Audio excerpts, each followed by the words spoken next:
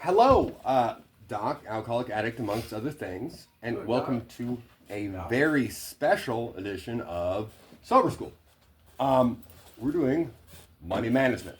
I like to do a life skills class every couple months, and I haven't done this class in a while, and it's been coming up in groups, so I was going to do something different. But I'm like, okay, we need to do money management. So, who here has had problems managing their money? Either in their addiction, alcoholism, or outside of it. Everybody's here millionaires, just knocking it out of the park, got your 401k in line. Okay. And even if you are financially stable, does not mean you can't be doing better. There's little simple things you can do to just like in regard to your recovery, stacking the deck in your favor. We can financially stack the deck in our favor, and we're kind of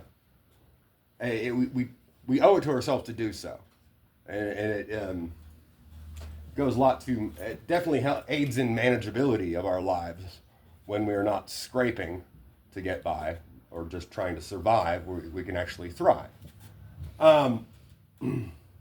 All right, well, here at the house, like when you first get here, or if you've been here for a while, if you're not working yet, if you are not looking into funding, why not?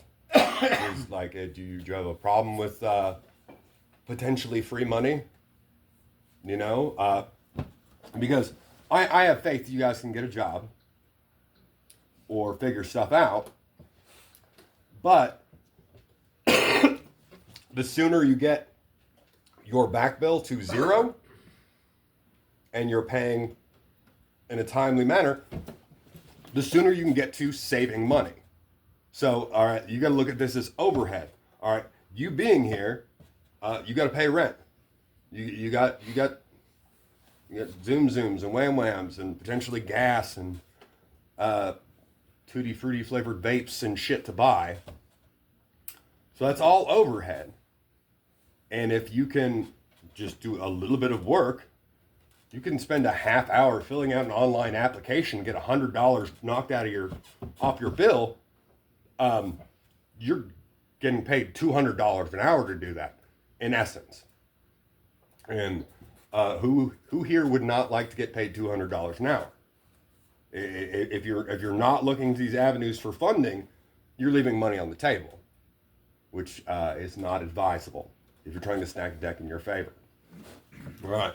So you get here, you're doing the things, you're looking into funding, and they could totally tell you no, but a lot of times, like, man, you say you have not because you ask not. If you got a huge back bill, and you haven't done any attempts to address it, sure, you're trying to get a job, but just try, you know? If you go through the whole list and everybody tells you no, okay, but you at least tried. You miss 100% of the shots you don't take. Wayne Gretzky. So you get here, look into funding. Cut down that overhead, because the sooner you can get to fucking get in the black, the sooner you can get to stacking paper. All right, well, after that, job. And as I've said time and time again, ABC. A job, better job, career. All right, it is 4 times easier to get a good job if you already have a job. Even if you don't have a lot of experience or you got a big gap in your resume, you get a fucking hat job, shitty factory job, janitorial job. You get a job. It's way more likely when you drop an application for a job you actually want to have, or at least desirable, or it pays better. They're way more likely to hire you if, okay, he's obviously not completely retarded. He shows up for work. Granted, it's just at McDonald's, but okay, it can't be all bad, because you got to look at things from their perspective. they're you asking somebody to hire you, they're taking a chance on you because onboarding and training is expensive.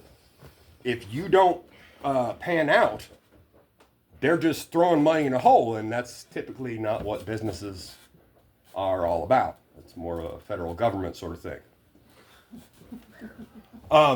So, if you can get any job, way more likely, get a job, get to working, start covering your overhead, even if it's just part-time, just enough to pay your rent and keep a couple bucks in your pocket, that is still winning.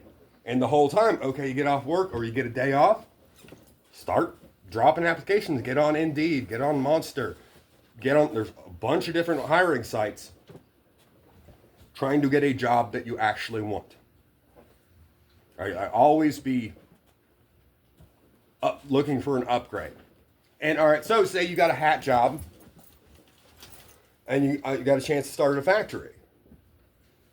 And sure, you could just tell fucking Ronald McDonald to right the fuck off and go work at the factory. But that is not necessarily a next right thing. Ideally, okay. And it might come down to it, okay, well, we got this opening we're going to fill right now. If it's like that and you're getting paid like $13 an hour and you're going to a place that pays $15 an hour, okay. If it's got to be like that, but at least tell them, hey, if possible, I'd like to give Ronald McDonald at least 1 week's notice. And you're like, well, why? Because I could be getting paid more. One, the message it sends to them, it tells them, okay, this is a motherfucker who does the next right thing. He's not just trying to cut out just because he sees something shinier or newer. You know, it sends a message, and it's also a next right thing, which is part of this thing. And the thing about the program is you don't get to choose when you want to use it or not. Yes? If you did do that, yeah. How do you fix that after the fact of the matter? If you just cut out. If I just told Ronald McDonald to fuck off or whatever you just said. Whatever you just said. What? And then went to a higher paying job, but I only gave 2 days notice. Well, at least you gave some notice. This is an idealized case. Moving forward. Okay, you hadn't taken this class yet. You didn't know. Okay, fair enough. All right, you get a pass. Okay. But ideally, if you have the option to upgrade jobs, you should say, hey, can I give, at least ask. If they tell you no, if you either take this job or you don't, okay. I'm not going to fault you for trying to better yourself. But if it is an option to do the next right thing, I would definitely recommend it. Because little next right things lead to big next right things. All right, so upgrade your employment, if at all possible. Get a job and work on better jobs. So career. I'm not sure where you're working at. But a lot of jobs, if you enjoy it or you're good at it, preferably both, there's opportunities for advancement. So, definitely embrace the suck. If somebody's like, hey, can I get somebody to go? Yeah. Jobs love that. You know, like we need somebody to clean out the dust collector or the shitty stuff. Or, man, I need somebody to stay after a half hour. Okay. Like the stuff, my grandpa told me this when I was just a little boy, knee high to a knee. He said, Mike, if you want to succeed in this life, find the job nobody wants to do and do it well. The shit jobs, I've gotten no less than 4 jobs because I put bitch work under special skills on my application. That is a fact. I should put little stars on the top of the paper application so I stand out in the stack. You know, that's not the time we live in so much anymore. But I would still, fuck it, if you're looking through a stack of applications and under special skills, you're like, it's fucking same. We'll do bitch work. You're going to fucking stand out. 100%. Like, even if you don't get the job, they're going to be thinking about you when they go home. They're going to want to give you the job because they hate doing bitch work. They have a hard time finding people who are willing to do the jobs nobody else wants to do. So if you say, hey, if you put that on your application as special skills,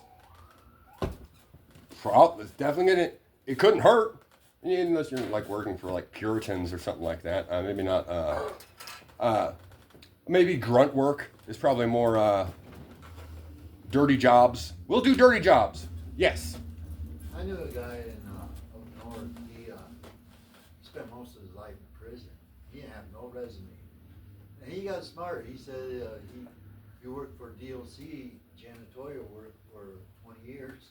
Yeah. And he got the job. Yeah. Well, You don't have to say. And that is a you don't have to say what you're wearing while you're doing it, and that is factually accurate. So he wasn't being deceptive. He was doing the next right thing. He was being honest. Like, because our anger management class that we teach, like, I'm not certified in that book per se, but I am certified by the Indiana Department of Corrections to teach secular anger management, that is what that is. So that's why and I've also passed the class. That's what my qualifications for that. That is factually accurate. All right. So, and there's, you can say, oh, I was a manager for Blockbuster Video or Toys R Us. Like, you pick a business that doesn't exist anymore. Not really the next right thing. All right, and try and pad your resume. Padding your resume can work. Like, also, getting the B job, the better job. Okay, so you've got a hat job or a factory job. You're working somewhere. They know, okay, this guy's not, he obviously shows up or they would have fired him already. And it also creates a job history. Trying to go to a better job from no job is exceedingly hard because there's a lot of people with continuous job history trying to get those better jobs. So definitely a good intro into doing that is having a hat job, factory job, a bitch work job. I'm not trying to be misogynist either. Grunt work job, a dirty job. Like if you can, like my first job was sanding the inside of fiberglass tanks in Phoenix as a summer job. Horrible. But gave me perspective. After that's where you start out. I've loved every job since, because it's way better than that one. Gives you perspective. All right. So you're applying for this better job. You're on Indeed. Like Indeed, highly recommend it. So put together a resume. You download that resume. So say there's a job you really think you'd be good at or a place you really want to work. Hey, ChatGPT. Give it the file. Optimize this resume for Caterpillar. Optimize this resume for SIA. We have the technology. And also, not sure, you ever get that email that says, well, we appreciate you showing interest, but we've decided to go a different direction? Who's got that email? Yeah. That email is submitted by AI because that's who's screening your job applications and your resumes before a human ever looks at them.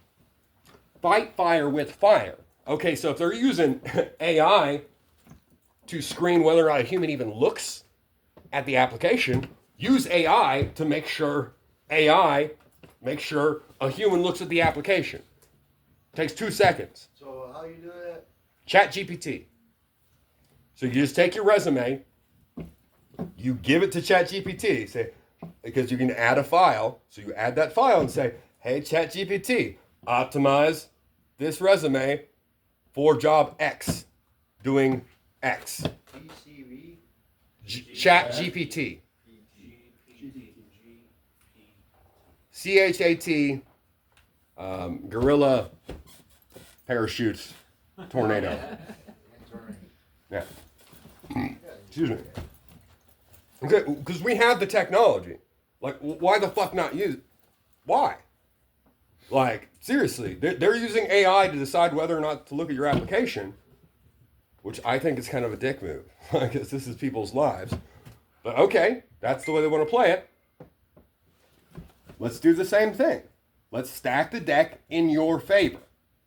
Okay, so let's say you get a better job. Let's say you get that job at Caterpillar. Let's say you get that job at SIA. Definitely continue embracing the suck. Learn as many stations and jobs and positions as is possible, as they will allow you to.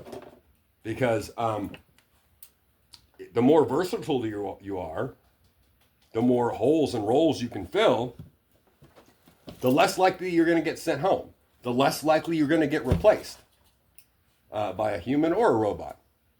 You know? You are like, because that's one thing, versatility is typically a human trait. And specialization breeds weakness. Sure, if you're like a like top notch, top like 10 in the world lathe calibrator, that's awesome, and I'm sure you get paid really well, like super well. But then until they come up with the lathe calibrator 5000, and because it's way cheaper than the salary they pay you, you're out on the streets. So diversify, embrace the suck, and just make yourself available. Okay, so say you got this job, and you're doing all the things, and you're going the extra mile, you're being versatile, you're being available. Awesome. Say you want to continue. You want to, maybe you want to make this B job a C job. Maybe you want to make this a career. Okay, let's use technology again. Let's use Google. All right, well, maybe there's a certification you could get. Do an online class, Ivy Tech. Okay, what's the best return on ROI, return on investment for certifications for this job? So if you're trying to get a supervisor's position at a factory or plant, okay, Google it. Use ChatGPT again. And then look at online and in-person classes that are available to get you that certification. Because if you haven't gone to college yet, you can probably get student funding, like financial aid. It's not hard. If anybody wants help getting into like furthering your education, I will happily help you. But you want to look at the ROI. Like, I'm going to invest time and money. I'm going to collect debt to get this degree. So let's make sure the return on an investment. All right, so I'm going to spend this much money on this certification. How much is it going to increase my yearly salary? How long am I going to have to work this job after I get this job to pay off the degree I used to get this job? You got to quantify it. I look at everything as numbers, because everything kind of is numbers, at least to me, but I'm autistic. Like and subscribe. However, okay, so let's crunch the numbers. Maybe we can turn this B job into a C job. And let's say you've done all these things. And I highly recommend furthering education. A lot of people, these people in these rooms, we got fucked up pasts. We got spotty work history. But there's one thing a topic everybody in this room knows exceedingly well. That's drug abuse and alcohol. And or alcohol. Preferably both. Not really, but I've known quite a few people from this house and from the rooms who've gone on to become sobriety coaches and like recovery coaches. You can turn the thing you're ashamed of, the fucked up parts of your past, you go to school part-time and turn one of the biggest negatives in your life into a degree, and then help people not make the same mistakes you made. You have some job experience. You can't pay for this sort of job experience unless you're like buying drinks or bags, like it's hard fought. And not people can go to college for like years and years and years and study psychology and all this stuff, but they're not going to know addicts and alcoholics the way we do. So, okay, there's an opportunity to turn a negative into a positive. fucking do it. Like, some people have, like, really fucked up records. Yeah. I'm sorry, buddy, but back to this chat GPT. Yeah. Like when I put the application in, will this thing pop up or how? There'll be a little plus sign. Oh, in the circle? Yeah, like how you add a picture to a text message, trying to send your balls to somebody. You know, you just hit plus, go to files, select your resume, and say, all right, optimize this resume for such and such a job. Yeah. Okay, yeah. Yeah. I want to do that. Yeah, but if you're like, oh, like, man, you've got a lot of kitchen experience. Yeah. Take my job history, optimize for kitchen manager's position.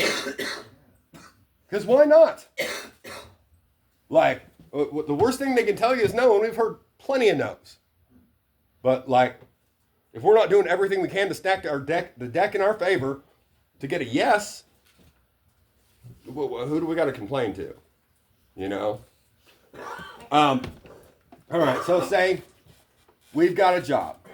Like A job, B job, C job. That doesn't matter. Okay, so now we've got a job. And hopefully we've found funding and got our bill down to zero. So now where do we go from here? All right, a lot of us probably have fucked up credit or no credit. All right. Well, one of the first things I recommend doing is get a secured credit card.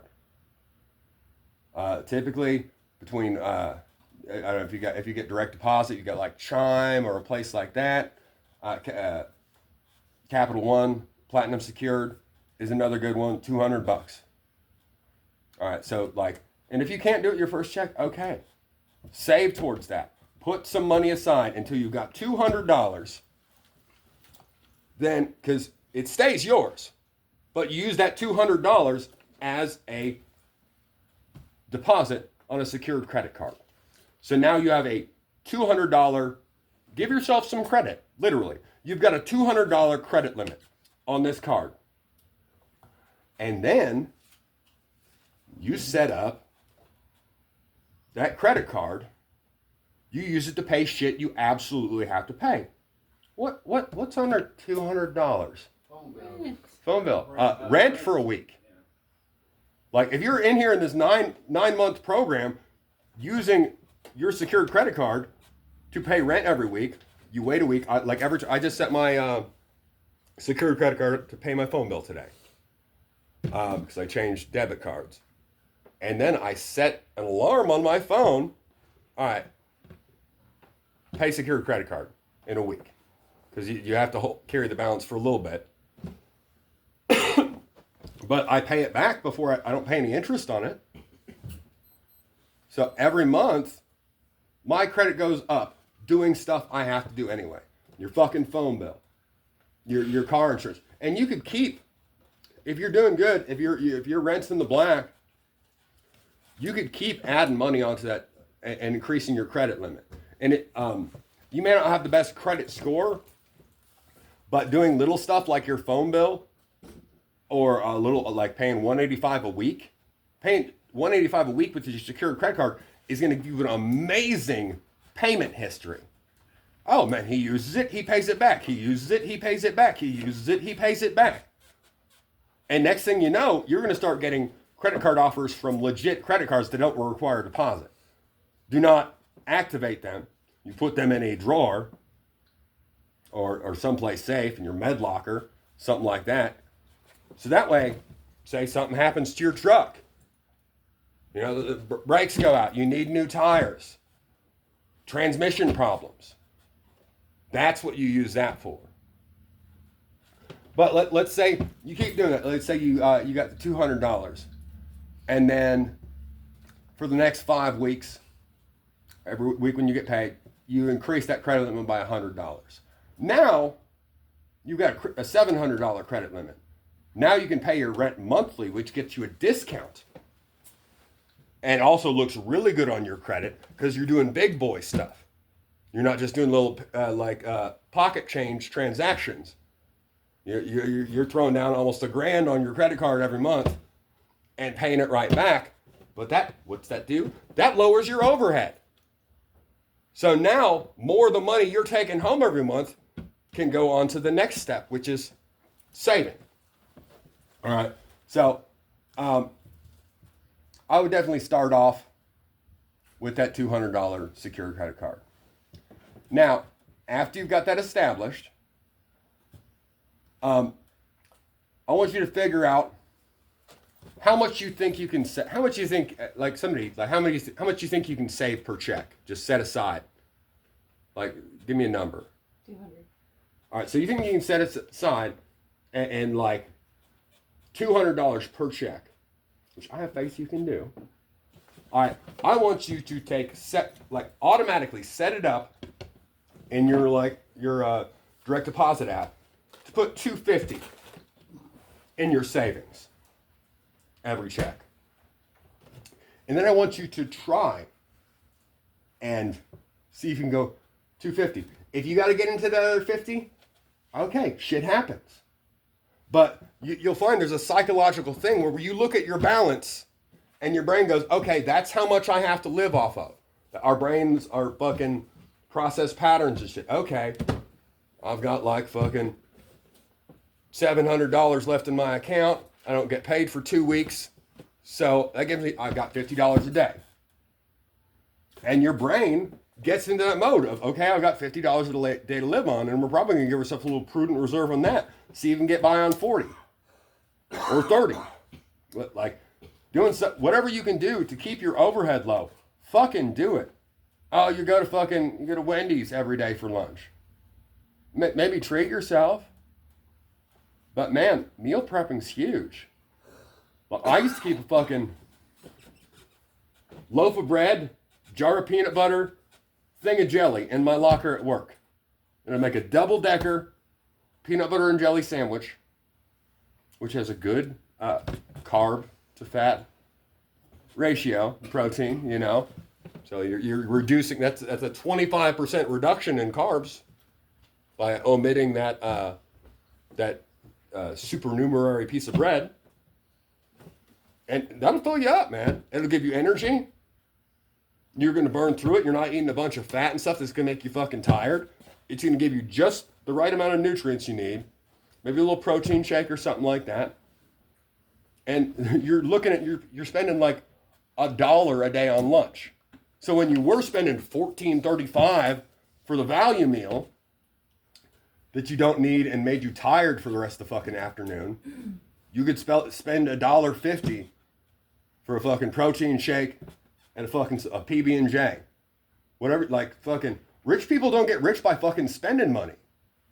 Rich people get rich by not spending money. So whatever you can do to keep your fucking overhead low, fucking do it. So you set an automated goal, like automated every week when you get paid, that money comes out of your check, it goes in your savings. You don't think about it.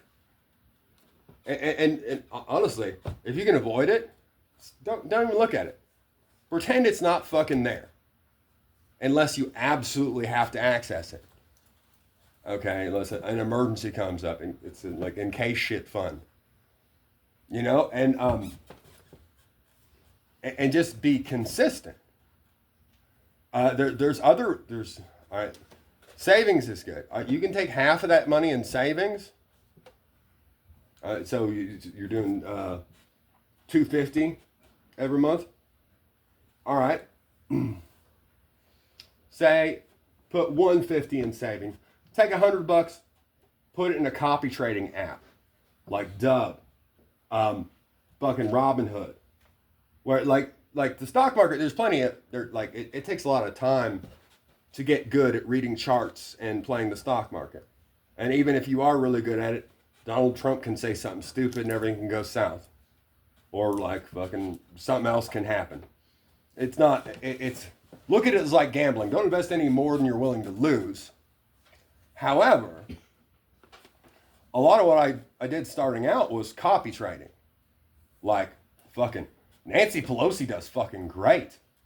I don't have to study the stock market when I can copy trade. here's $100 a fucking paycheck.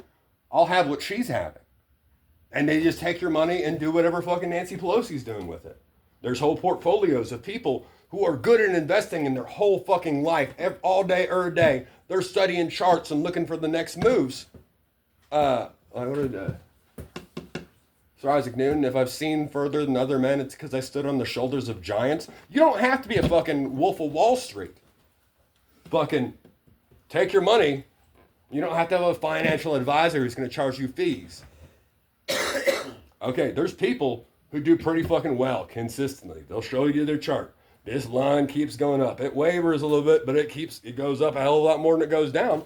Okay, do that with my money. So you take, after you got a little bit stacked up that you can access in your in case shit happens savings account, start splitting it up. Because your savings account maybe needs you like 2-3% interest, like compounded. If you're doing it in so say that $100 we were put into a copy trade account. Let's say this account you're copy trading only does 1% increase every day. That doesn't sound like a lot. But you know, if you invest $100 a week and compound 1% 5 days a week, that's almost 12 grand in a fucking year. Just by being consistent. You don't gotta know shit. Like the shit you need to know to do it, you now know. Every person in this room can absolutely do that and turn $100 a week. Which I'm no mathematician, but if it was just $100 a week, you set it aside, okay, you'd have $5,200. But if you invest it prudently in a known entity that does consistently pretty good, it'll show you their lifetime average. Then most of them, Nancy Pelosi, she's over 200%. So she doubled up in her lifetime, 220-something%. I haven't looked in a while. One of the guys I copy trade, when I started copy trading him, he was at just under 400%. Quadruple up. And that's a fuck of a lot better than a savings account. Like, make your money work for you, but don't put all your eggs in one fucking basket. Like, I don't ever hold on. I started, like, personally investing stocks. I would do some research. I would watch the charts. And I would look for a shitty day on a stock that's looking like it's going to go up. All right, if you're copy trading, set that $100 aside. Watch that chart, and when the fucking the graph is going down for a while and starts to turn back around, then invest that $100, because now you're buying the dip. Like, that's what I do with you guys a lot. I'm buying the dip. I'm investing my time in you at a low point, so I can have more of a difference. So when you turn around, like, the difference it makes is way fucking bigger. Like, oh, you can see this chart. Oh man, this did like 30-40% today. So statistically, it's probably going to go in the fucking toilet tomorrow. Like, that's not how you make money.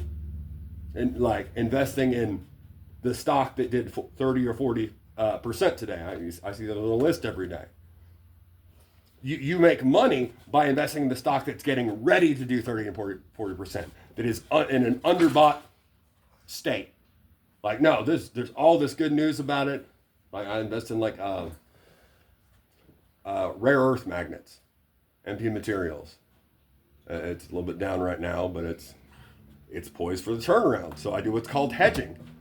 Okay, my position, it's kind of rough. I mean, it's 60. It's down to like 55. Good. Fuck yeah. I get paid tomorrow. I'm gonna check the fucking multiple time scales. But if it's looking good, I'm gonna buy more of that stock.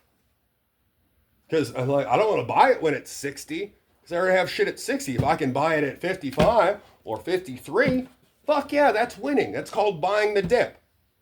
Because it's poised for a turnaround. It's something I believe in.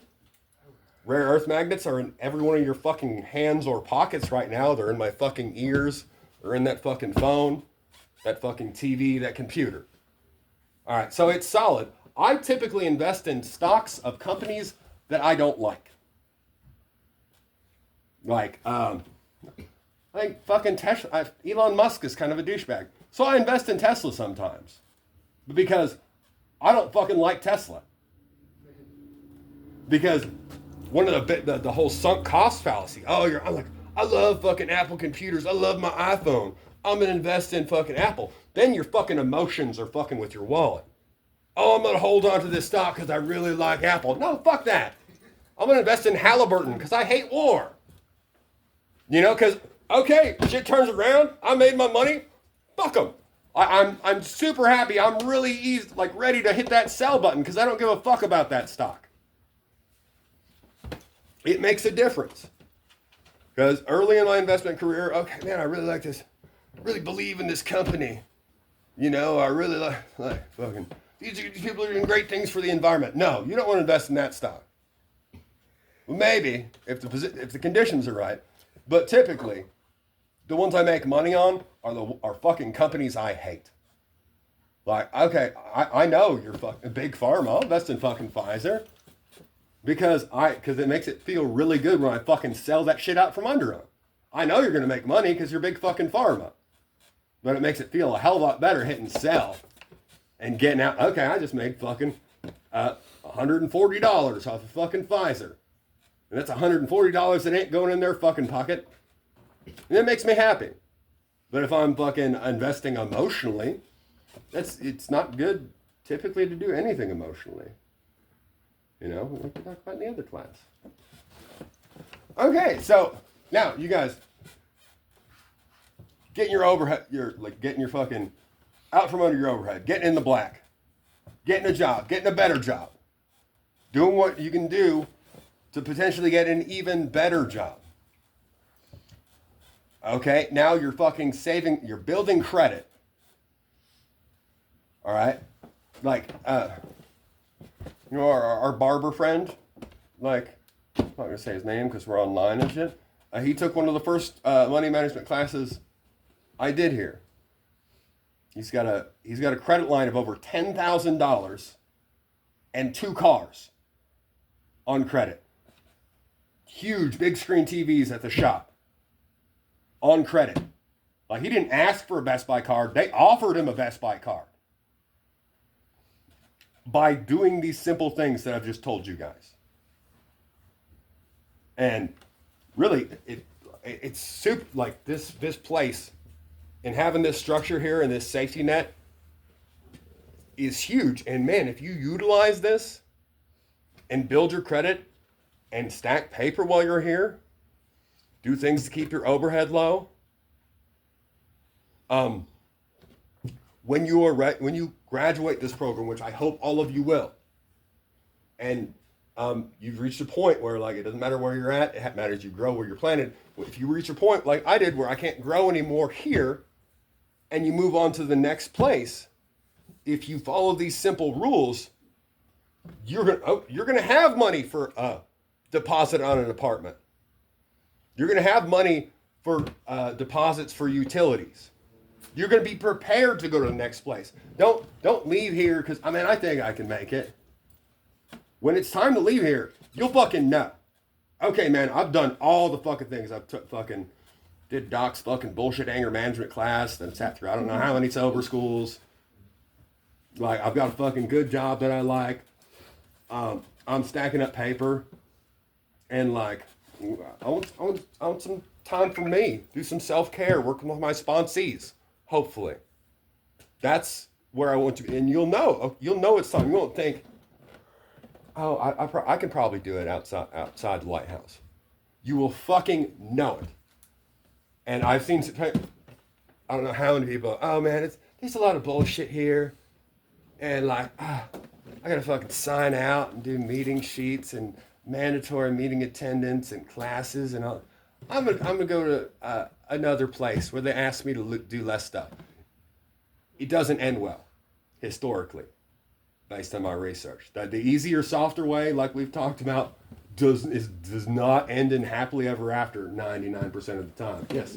That way get us here in the first place. Yeah. Yeah. So like, oh man, I tried looking for the easier, softer way again, and it went bad again. What are the fucking odds? 1 to 1. There is rare exceptions, but they're called rare exceptions for a reason, because they're fucking rare. Like, the purpose of this class, the purpose of what I'm trying to teach you guys, is stack the deck. It's all about STDs. Oh my God. Obviously. Yeah, dude, like, we fucking got high and drunk by any means necessary. So we need to fucking better our lives, get our lives fucking manageable, get our fucking lives in order by any means necessary as well. Okay. Should I write that down? Yes, please. That's STDs. yeah. Okay. No matter what. So, okay, you're doing all the things I've just said, hypothetically, but you're fucking your rental history shit. You know, and I work in the fucking housing market. Like, fucking the rents just keeps going up and up and up, and they want, like, oh, we're gonna need 3 times your monthly rent. You need to be able to prove you can make 3 times the monthly rent. So you got an eviction from a year and a half ago. We can't rent to you. So how do you handle that? All right. No, fucking camping. No. Camping. I like camping. Don't get me wrong. Fucking a shanty town. Just not in Fucking November. Hooverville. No. If you're working this program and going to meetings, you will network. You will know people who are doing the next right thing, who are actually fucking doing this shit and are getting their lives together and living by doing the next right thing. And like, if it really is on your heart and you're like, man, I'm kind of ready to move on, but I've got like evictions. Like, I don't know, like I don't think I could get an apartment.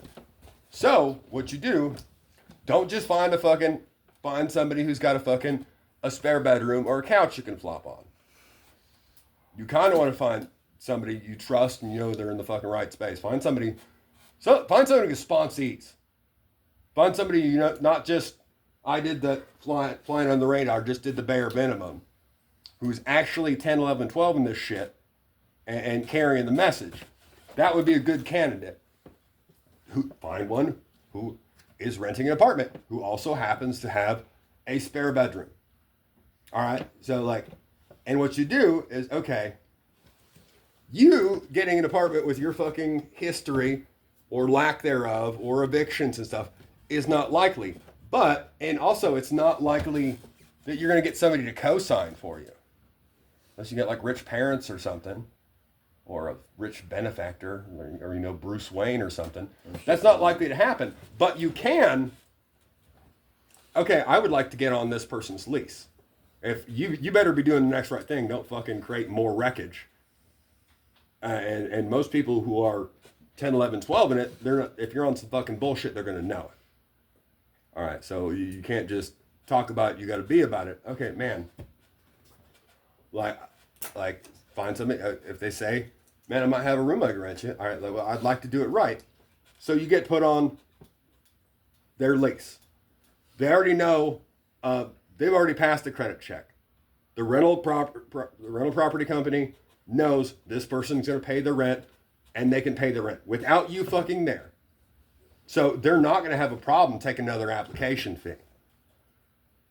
It's not a big risk for them, because even if you fuck off, this person was already paying the rent for that. Like, they're good regardless. They're on the line regardless. Now we get 2 people who can take the collections if this doesn't square out. Okay. So you do that. You do the next right thing. You do it appropriately. Don't just like couch surf, or like, even if they got a bedroom, they're willing to rent you. Like, man, like, I really appreciate that. Would it be possible to put in that, because I want to do this right, I want to do the next right thing. All right, so now you're creating a rental history. You're dick riding their fucking lease for 6 months, and if they're going to renew, okay, I would like to renew with you. So now, not having any fucking rental history, and even having evictions, you've shown you can correct that. Like trying to get that first chance if you've got evictions. I've got an eviction from the Lincoln Lodge Motel that was served to me while I was in prison, because baby mama never moved out of the room. and I was evicted from the motel 2 years later in prison. Super cool. Great, that's on my record forever. But there's ways around it, okay? It all revolves around doing the next right thing. So now you've overcome your alcoholism and addiction, or you're in the process of overcoming it, because like I always say, the only thing that makes the first step in the past tense is by doing the 12th step all day or a day. All right, and stick with it. So, and you got square here, and you got past just surviving here and get just having a fucking mick job to a job you actually enjoy or are good at, or at least fucking appropriately compensated for your time. Because one thing, man, be mindful of your time. Like, you can get money back, you can get things back, you ain't getting fucking time back. Anybody who's been to fucking prison will tell you that. It doesn't come back. That is one of those valuable commodities we have, is our fucking time. So make the most of it. Make sure you're getting properly compensated. Like I have a bad, because I have my own business.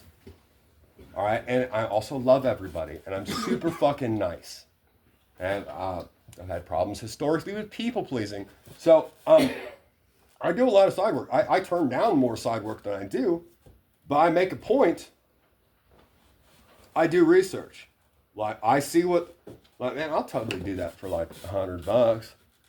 But I'm seeing the market for it is anywhere between like $250 and $700.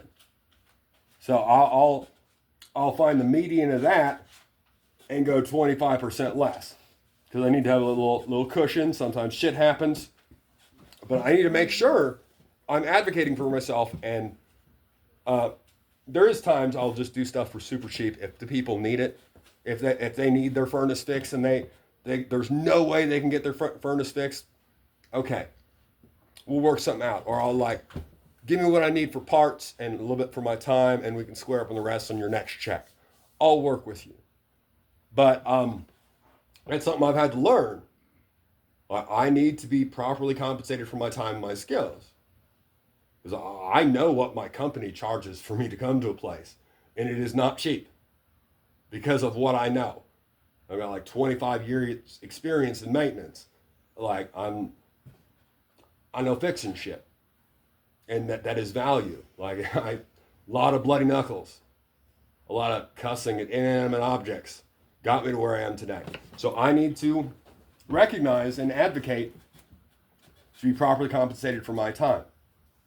And I can still have a moral component. I can still help people out. I typically only work for friends or like family members of people I work with, or family members of friends, or people who really need it. I keep my circle tight. But even, I'm not trying to get rich on anybody. But I also need to not undervalue what I'm worth and what my time is worth. All right, so now, man, we're fuck. You guys got a good job now. In this hypothetical, not only do you have a good job, you're fucking rebuilding your credit the whole time you're at the lighthouse. Now you've got a line of credit. Maybe you can get a fucking car. Maybe you can get that car paid off and now get a fucking loan to get a fucking house. And now you've created, you've repaired your rental history. And you're doing all these things just by basically following these simple rules and doing the next right thing. All right. At some point in this journey, we're going to come back to the steps. Step 9. I want you to have, like in my truck right now, I've got a 20 and a 50. I keep it there. One for emergencies, but also sometimes, like a couple times, I run into people I owe a financial amends to. And it's not a lot. And you might have like debtors and creditors. Financial amends is a real thing. Okay. Well, like, oh, we didn't cover this. All right, so like say you have say you've got credit card debt. Say you actually had credit and you got a bunch of credit cards. How do you handle that? All right, the way you handle that is you follow most of the basic steps up to the point where you've got a decent job, to the point where you do have some money above and beyond what you just need to live. And you're making efforts to repair your credit by doing the whole secured credit card thing. So you take whatever credit cards you have, and you get to the point where you can make the bare minimum payment on those credit cards. You find the one with the highest interest rate, and you pay a little bit extra to that, because that's the one you want to pay off first. Because that's the one that's hurting you the most, because it's not paid off. So you whatever extra you have, you throw at the one with the highest interest rate until you get that paid off. Then fucking cut it the fuck up. And then you go to the one with the next highest interest rate, and you throw whatever you have extra at that until that's paid off. And then you get all your credit cards paid off. Before you even get all your credit cards paid off, you're going to be getting more credit card offers, because they see you there. They see what the fuck you're doing. But that is part of financial amends. You fucking ran up a bunch of fucking credit cards on shit. It's part of your financial amends. But there's like, man, you'll see somebody in meetings like, man, I totally fucking ripped you off for fucking half ounce. Okay. Look, I got a 20 for you. You know, I'm like, hey, this is for you. I'm doing this shit for real. Here's $20, man, and when I get more, I'll get you more. And oftentimes, man, no, we're good, man. Like, but not always. But it is,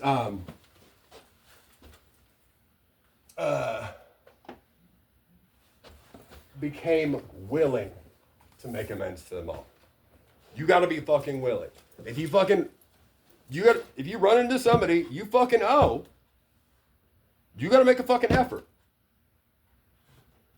You may never get them paid off, but you need to be willing to fucking make amends. And financial amends is part of it. So you're doing all these things. And also, man, equalizing the karmic debt. Just having a fucking, like a hidden 20 in your wallet, or a fucking Benjamin. Sometimes, you ever been down at the surf? See somebody fucking walking by who could really use a Chester's 3-piece from the fucking Habib? You know, like, man, this guy needs something to fucking eat. And, okay. I've been there, and I've also done a bunch of shitball shit. So if I got an opportunity to equalize the karmic debt, hey man, you hungry? They say, yeah. Fucking follow me over to fucking the friendly market. What do you want, regular or spicy? And hook them the fuck up. Not because it's the next right thing, man. How many times have we been out there and fucking hungry? Like, it's $20. If you got shit, what $7.95 will do for your fucking life and your morale is huge. It's priceless. Because you're buying the dip.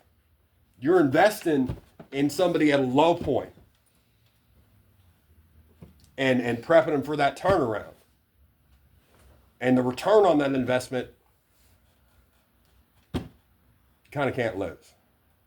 I don't know. You could keep dipping. You know, but, you know, they're still dipping after that. You know, it wasn't because of you. You made the fucking... You did a little equalization of the karmic debt that we've accrued over all these years. All the fucked up shit we've done. And I don't recommend just like giving homeless people money, because that, like, it might not end well. But I will absolutely not be interested in potential spam. I'm interested in real spam and giving it to homeless people. Fried spam. Yeah. Love spam. But yeah, what that can do, a well-placed, I gave a dude a ride. Like, it was a lockout on the west side, and he couldn't get into his apartment, and he lost his keys in a J-John down by the stadium on campus. So he walked up to his apartment, I met him there, got him in, he got his spare keys. He's like, man, is there any way you can give me a ride to my car? And I'm like, yeah, I'm going that way anyway, unofficially. And I dropped him off by his car. He's like, can I cash app you something? And I'm like, no, man.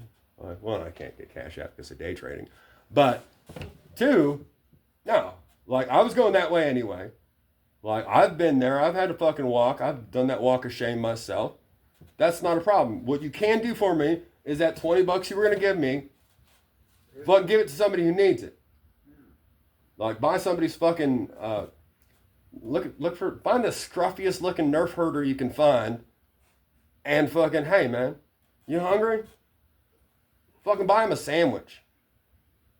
Like, fucking supersize his fucking value meal. If he's just getting, I got counting out change to get the value meal. Hey man, you want to biggie size that? I got you, bro.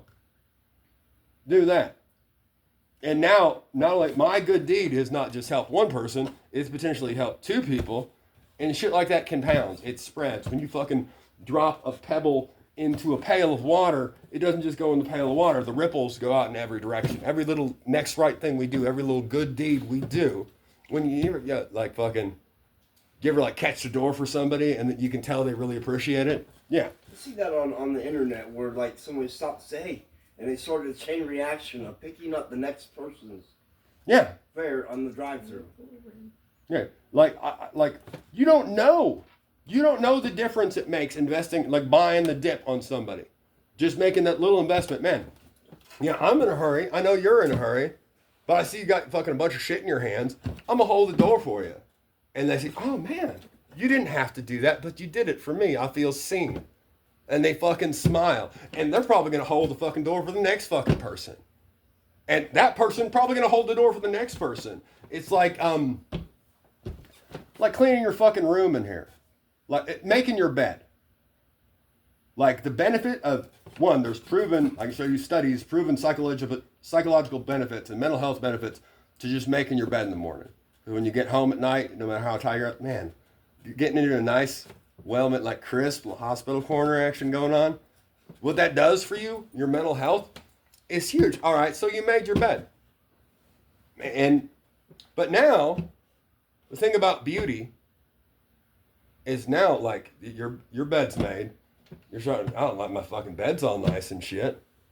But now it, like, makes that pile of laundry I gotta do look a little bit shittier. So now I'm gonna do laundry, because next to that beauty, that looks extra ugly. So now I do my laundry. Now I'll put my laundry away. Oh, there's a bunch of shit on my dresser. So I get that straightened up too. Now my bunkie sees my area all fucking nice and crisp. And they're like, man, I need to fucking make my bed too, because my area looks like shit compared to the beauty of your area. So now, the next thing you know, he's doing his laundry. He's fucking cleaning off his dresser. He's got fucking hospital fucking corners on his fucking bunk. No. Now, your fucking cube is like fucking immaculate. You know what that does? It makes all the other cubes around you kind of look a little bit shittier. So now, next thing you know, another person's making his fucking bed. Then his bunkie's making his fucking bed. And everybody's fucking doing laundry. And then the whole fucking side one bedding area looking pretty fucking nice. And now, like, oh man, there's some shit on the floor. I know it's not my chore, but the vacuum's right there. Vacuum it. Now the whole fucking area's look good. Now the hallway looks really good. Now there's actually pushing. You're coming through the day room. Sorry, sanctuary. Force of habit. Oh man, these chairs could be pushed in. So you push in the chairs, and then somebody from side 2's walking through side 1 and sees how nice it is. Man, we need to fucking vacuum the living room over there, or fucking wipe down the counters in the kitchen, or fucking wipe the fucking toilet seat over there. Oh my God. It's fucking gross. But it spreads. And next thing you know, the inside of the fucking lighthouse is shining like a fucking diamond. So now, next thing, you're going outside to go to a meeting. Oh man, there's fucking trash on the ground by the dumpster. So you pick it down, pick it up, throw it in the dumpster. Oh man, it really is a bunch of cigarette butts out here, fucking Howard. So you start like, I gotta do some community service. So you start picking up cigarette butts. Then people driving by see you cleaning up in front of there. Now you're like, this ripple that started with you making your fucking bed has spread to the greater Lafayette area. You get the fucking front of the lighthouse fucking looking good. All the trash picked up, fucking flower beds weeded, getting ready to the season for mowing lawns and shit. Get us looking fucking proper. Make fucking Valerie across the street jealous. So she fucking cleans up her area. Love you, Valerie. And now this whole fucking corner is nice. And now like this house and that house starting to look good. Oh, and that fucking, now it makes that fucking vacant lot across the street look kind of shitty. So fucking somebody calls the city, you need to clean up that lot. Now all four corners of this intersection are fucking shining like a diamond because you made your fucking bed. That's how big it can be. The smallest amount of effort, just consistently doing little next right things. Like when I'm getting gas, I see a piece of fucking trash on the ground, or a piece of trash falls out of my van, more likely than not. When I get out to fill gas, I pick it up, I put it in the trash. And if I'm picking up some of my trash, oh, there's a fucking can there too. I'm gonna pick up not just my mess, I'm gonna make the world a better place. I'm gonna fucking pick up that can too. And somebody might see that and go like, man, there's a bunch of shit by my fucking thing. Or at least, I'll at least push the trash down so somebody can throw their trash away. And it spreads. It's an investment that shows amazing dividends. And that's all I got. Thanks, Doc.